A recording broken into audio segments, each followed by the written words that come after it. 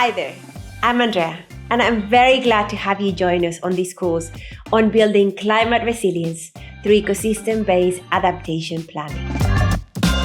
The effects of climate-related extreme weather events, such as floods, storms, and droughts, are affecting our communities worldwide. This is why we need to take collective action across all sectors to minimize the adverse impacts of climate change and to keep communities in our countries safe and thriving. This is a big task. Unfortunately, we are not alone in adapting to climate change. Nature is on our side.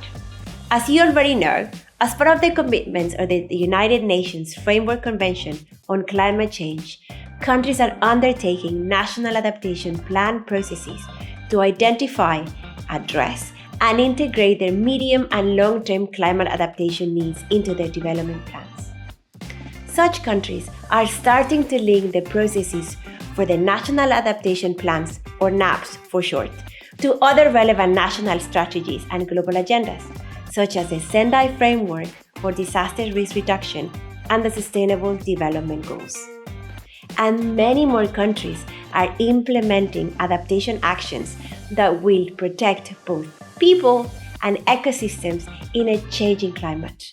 This is all encouraging, but we still need more clarity on how to build an alliance with nature against climate change.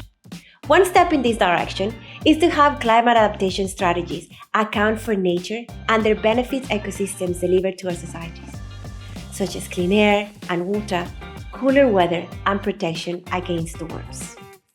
In this course, we're going to learn about making nature-based solutions, or ecosystem-based adaptation, EbA, a central part of national adaptation plans.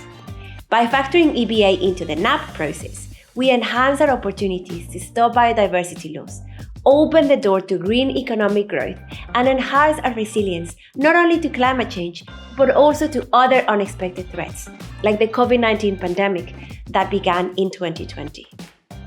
In this module, Ecosystem-based Adaptation for Climate Resilient Development, we will explore how restoring and using nature sustainably helps us to build resilience against the impacts of climate change, as well as achieving wider development goals.